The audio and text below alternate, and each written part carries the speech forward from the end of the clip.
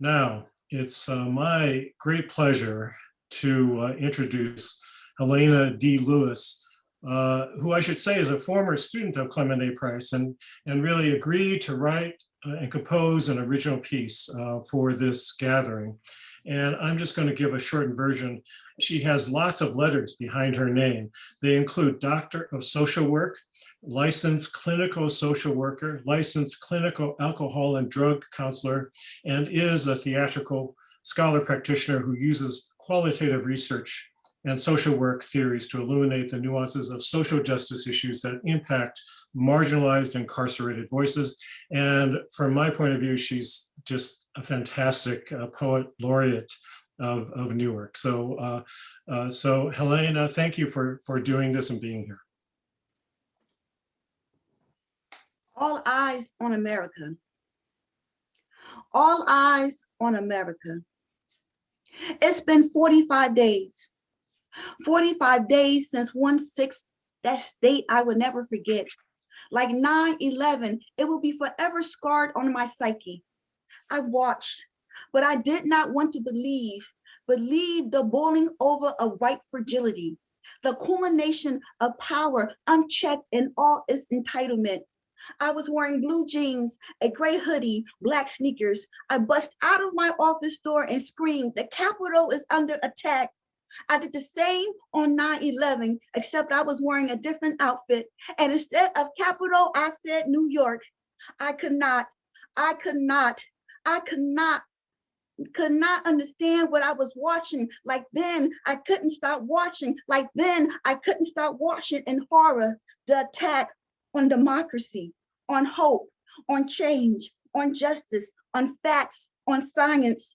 Except this time, by homegrown terrorists claiming a rigged election. When the reality of the matter is, despite your electoral college, despite your voter suppression, despite your attempt to stack all votes in your favor, you still lost. Ironic, isn't it? And as the news replayed peaceful images of Black Lives Matter protesters, memories encoded in my DNA relived the trauma of the final seconds of every lynched man, woman, and child that became Billie Holiday's strange fruit. My body still keeps the score.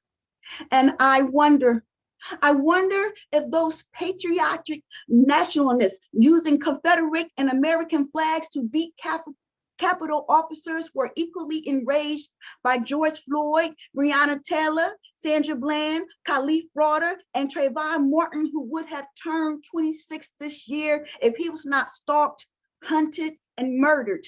I will forever say their names. I will forever say their names. All eyes on America. All eyes on America, all eyes on America. How did we get here?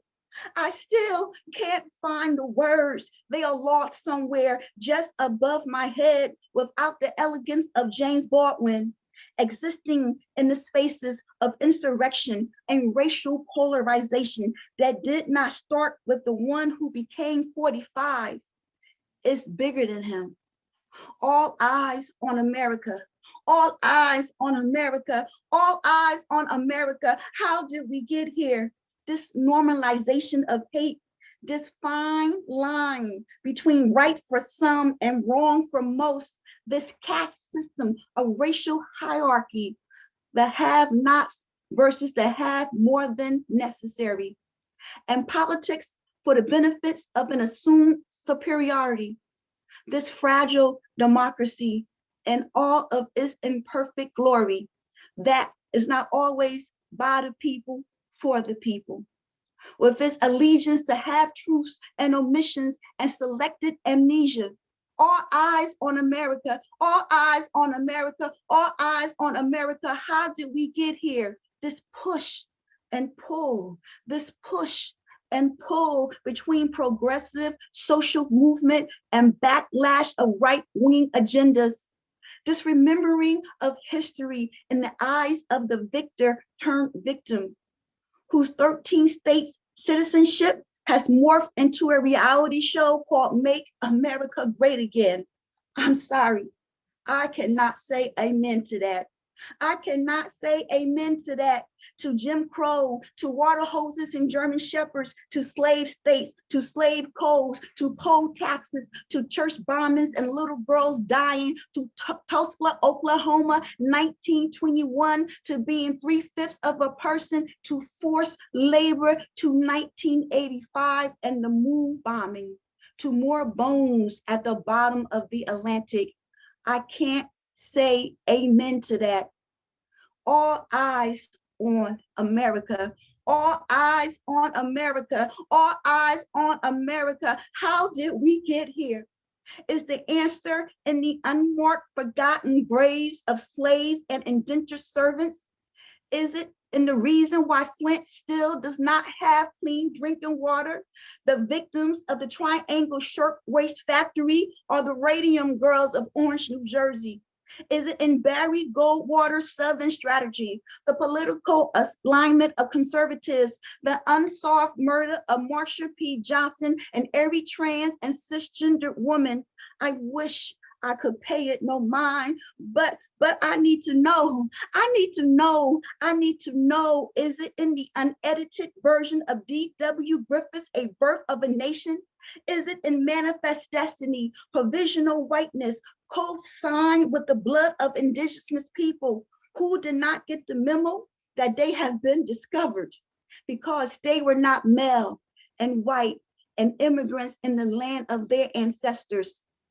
A colonialism took away what was theirs and replaced it with settlers, genocide, broken treaties, starvation, sickness, forced assimilation, and trails filled with tears.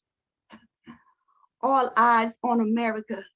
All eyes on America. All eyes on America. How did we get here? This notion that some of us deserve a bigger slice of this pie than others. All eyes on America. All eyes on America. How did we get here? My forefathers and foremothers could not pass. So there was no initiation into whiteness. From generation to generation, we stayed Black.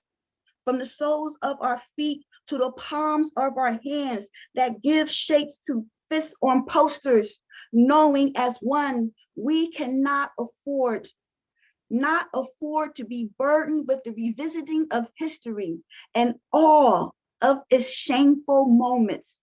For we are living in the now that was created in those moments. All eyes on America. All eyes on America. All eyes on America.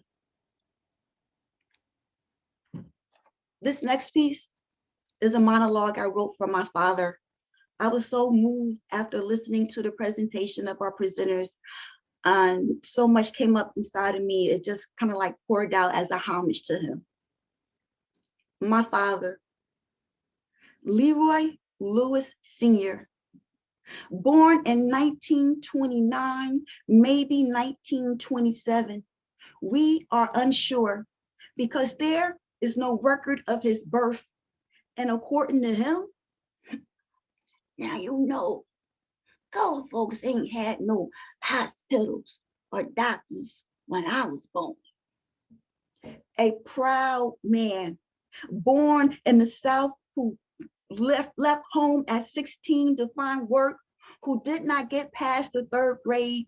Yes, he is still alive. Yes, we still talk every day. I mean, he lives on the 2nd floor and I live on the 1st. We are only separated by COVID-19, and that is painful.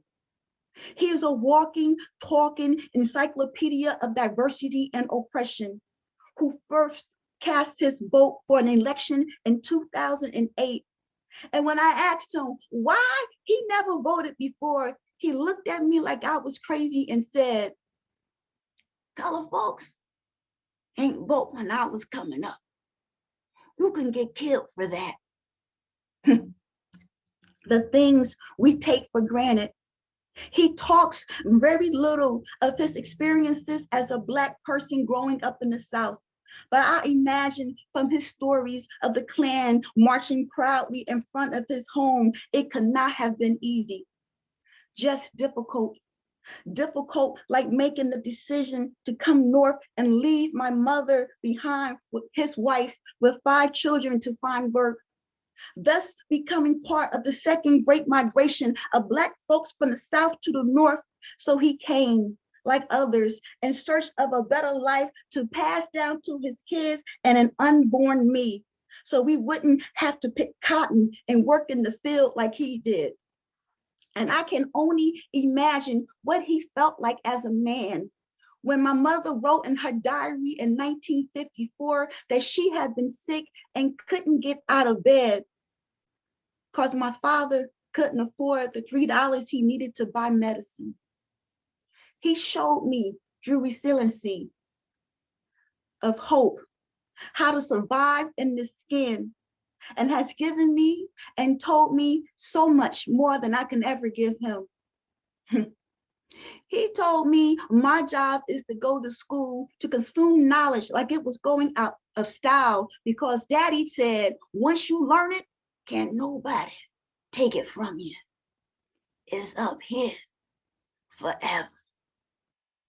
I see him and me, the failures and promises of a better tomorrow, a country built on stolen land with stolen people, forged in the ideology of a white man owning citizenship and nationalism that pushes back at the audacity of dreamers, change makers, and the notion of transformative justice for all those who dare to be more than second class, forgotten, or marginalized. My father would never see this. He doesn't care for all of this computer stuff, but I am because of him and the lessons he shared through living history. 100 years from now, it is my hope that someone will remember my name and remember that I am half of him, and the reconstruction and resurrection of this country post-Trump will be for all of his people, like my father.